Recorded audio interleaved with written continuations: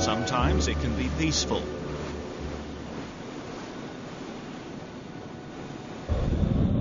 At other times, dangerous and foreboding. We can underestimate its ferocity and moods, which can change without notice.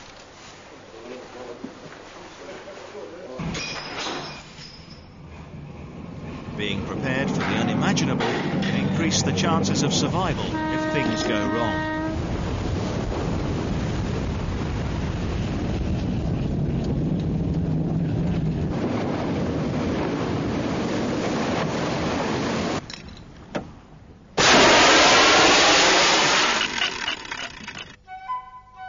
The Titanic was one of the earliest users of visual distress flares in 1912. Unfortunately, at that time, the flares were ignored because there was no internationally recognized procedure to indicate what they meant. Many lives were lost because of this.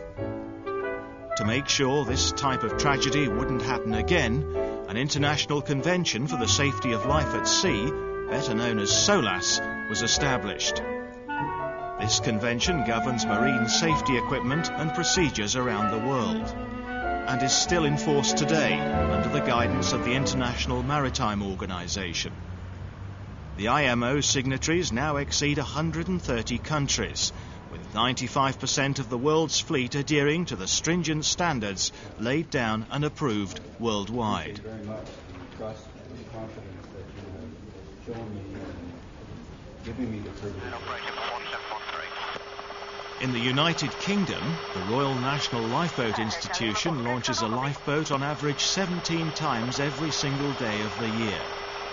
However, they can't rescue what they can't find. People in distress may rely on the use of visual distress signals such as flares and smokes to indicate that they're in trouble. Always remember that it's both foolish and illegal to fire flares in a non-distress situation. As well as flares, other modern electronic safety equipment plays an important part in your safety at sea. Receive my mayday call.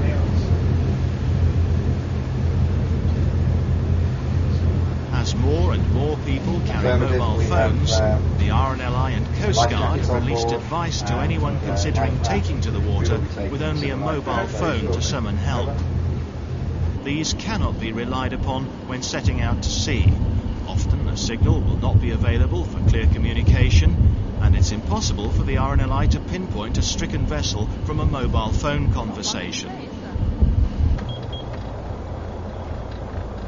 Yeah, that's fine. Okay. In fact, their use has in many cases hindered a rescue operation by the RNLI and HM Coast Guard. They stress the importance of carrying an adequate supply of pyrotechnics for signalling when help is needed.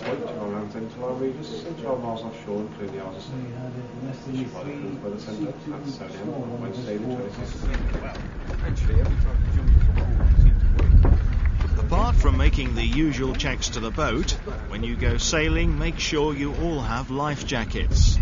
Check the flares, make sure you have a fire extinguisher, first aid kit, and a spare can of fuel. All right, girls. Well, let's make sure we've got everything. I just want to check these flares. Yeah, I thought so. The date on these expires at the end of the year, so we'll need to get some replacements for those, Linda. Yeah, definitely. Flares coming down, Simon. Now, have we got the first aid kit? Yeah, we've got that. Yeah, and the torch? Yeah. And the spare can of petrol? Yeah, that one's down there. Good, that's everything. And don't forget the latest weather forecast. Time spent on these precautions now can prevent difficulties later. Coast Guard.